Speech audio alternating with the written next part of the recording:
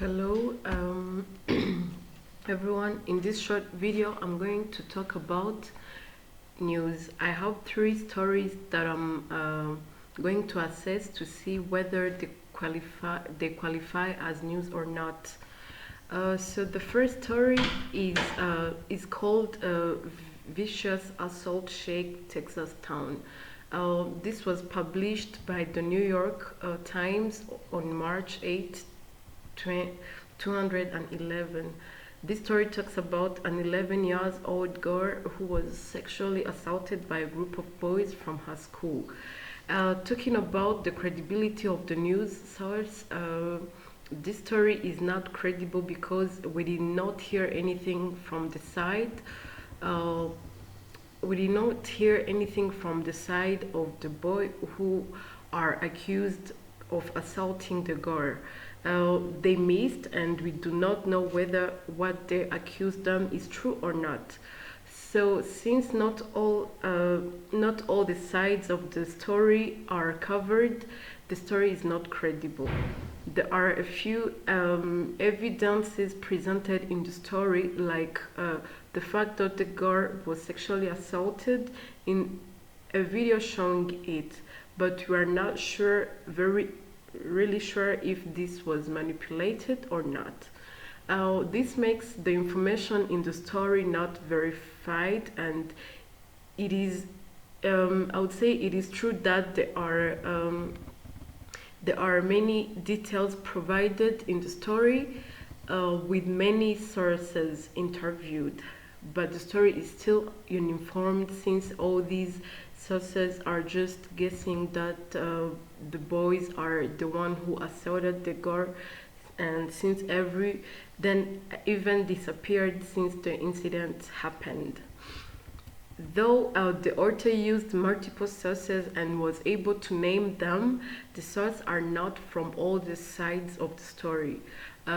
We are still missing reliable information from the side of the boys accused. With this, the story is neither credible nor valid. We cannot qualify it as a news.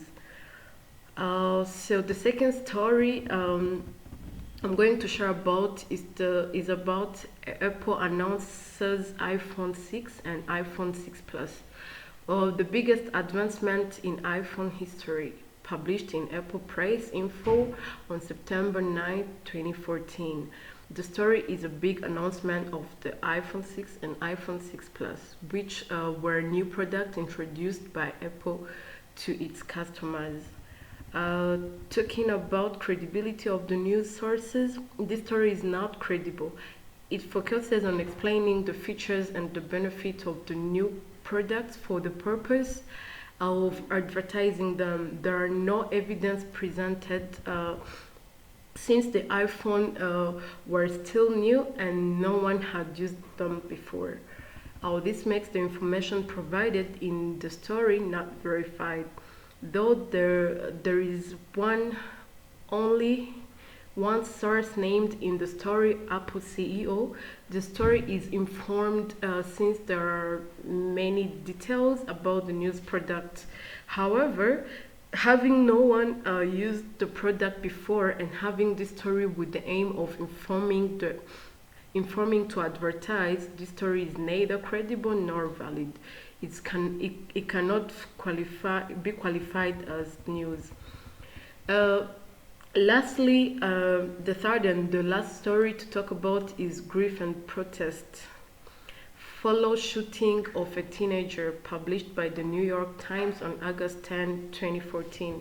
This story talks about a black American called Mr. Brown, who was killed by a police officer. People, included his family, were there was they were demonstrated because of that.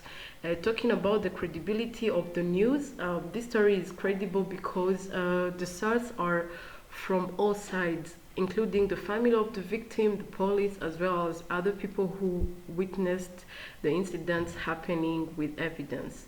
I would say the story is verified because different sources quoted are reporting what they saw. This makes them authoritative since they are telling testimonies.